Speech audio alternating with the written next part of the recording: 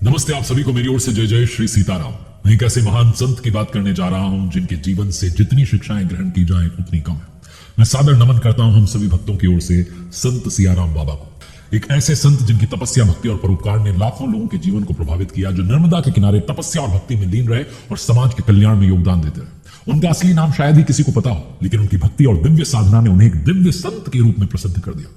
11 दिसंबर 2024 को जिस दिन मोक्षदा एकादशी थी, उस दिन उनका देवलोक गमन हुआ और वो पहले ही भक्तों के बीच में कह चुके थे कि मोक्षदा एकादशी को ही देवलोक गमन होगा। उनकी शिक्षाएं, उनकी तपस्या की गूंज हमेशा रहने वाली है। बाबा जी का जन्म 1933 में हुआ था। 17 वर्ष की आयु में गृहस्थ जीवन त्याग कर आध्यात्मिक मार्ग पर चलने का उन्होंने संकल्प लिया था। कई वर्षों तक वो तीर्थ यात्रा करते रहे और अंत में नर्मदा के तट पर आकर उन्होंने अपनी तपस्या शुरू की।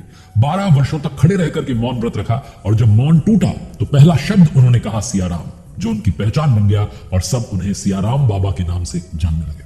बाबा जी का जीवन बहुत साधारण था, लेकिन उन्होंने जो कार्य किए वो असाधारण थे। नर्मदा के तट पर अपनी साधना में इतना मग्न रहते थे कि दिन में 21-21 घंटे तक श्री रामचरितमानस की चौपाइयां पढ़ते थे। उनका विश्वास था कि तप और त्याग से जीवन को सच्चा अर्थ मिलता है। 70 वर्षों तक श्री रामचरितमानस का पाठ किया। इसकी चौपाई का जाप उनके लिए न केवल साधना का हिस्सा था, बल्कि जीवन में दिनचर्या बन चुका था। उनकी सादगी के बहुत सारे उदाहरण। हमेशा वो एक लंगोट में रहे, कड़ाके की ठंड हो, गर्मी हो, मूसलाधार बारिश हो, उनका तप कभी नहीं रुका। भक्तों के बीच में उनकी चाय की केतली बहुत प्रसिद्ध थी, क्योंकि उसमें चाय कभी खत्म नहीं होती थी। हर आने वाले भक्त को वो स्वयं चाय पिलाते थे और उनका एक कर्म उनके दिव्य व्यक्तित्व का प्रतीक था। बहुत सारे चमत्कार उन्होंने दिखाए। जो ऐसे दिव्यात्मा होते हैं उनके लिए चमत्कार बड़ी साधारण बात हो जाती है। उनकी एक और अद्भुत विशेषता थी कि उन्होंने दान में मैक्सिमम अमाउंट जो लिया किसी से, वो सिर्फ 10 रुपए था। यदि कोई भक्त ज्यादा राशि चढ़ाना चाहे तो उसे लौटा देते थे। एक बार अर्जेंटीना और ऑस्ट्रिया से कुछ श्रद्धालु आए थे, उन्होंने 500 रुपए चढ़ा दिए। बाबा जी ने सिर्फ 10 रुपए रखे, बाकी लौटा दिए। उनका जीवन सादगी का उदाहरण था। उन्होंने अपने लिए कुछ नहीं रखा, जो कुछ भी उन्हें दान में मिला समाज के कल्याण के लिए लगा दिया। बाबा जी ने नर्मदा घाट की मरम्मत के लिए 2,57,00,000 रुपए दान में दिए और 5 लाख रुपए वहां जो मंदिर बन रहा था उसके शिखर निर्माण के लिए दिए।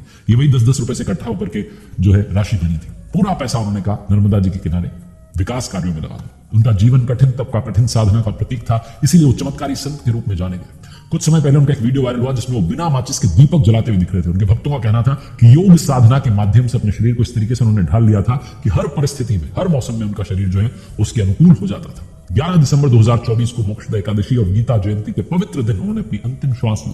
पूरे देश में शोक की लहर फैल गई। उनकी अंतिम यात्रा में लाखों श्रद्धालु आए। नर्मदा के घाट पर उनका अंतिम संस्कार हुआ।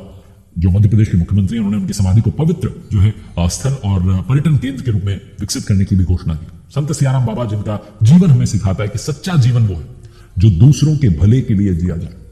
उनके जीवन से सीखने की बात यह कि भक्ति और साधना से आपकी आत्मा शुद्ध होगी, दूसरों की मदद करेंगे तो जीवन में सच्चा सुख मिलेगा। बाबा जी की जो समाधि है अब केवल एक स्मारक नहीं बल्कि एक प्रेरणा स्थल बन गया। यहाँ आने वाले जो श्रद्धालु हैं उनके जीवन से जुड़ी हर कहानी को महसूस करेंगे, उनकी भक्ति की ऊर्जा को आत्मसात करेंगे। संत सियाराम बाबा जी के जाने से भले एक अध्याय समाप्त हुआ हो, लेकिन उनकी शिक्षाएं, उनके कर्म, उन्होंने जो सीख दी वो हमेशा इस संसार में जीवित रहेंगे। बाबा जी को हम सब नम आंखों से विदाई देते हैं और प्रार्थना करते हैं कि गुरुदेव आपका आशीर्वाद हम भक्तों पर बना रहे। जय जय श्री सीताराम, जय सियाराम। इस छोटे से वीडियो के माध्यम से मेरा प्रयास है संत सियाराम बाबा को श्रद्धांजलि अर्पित करने का।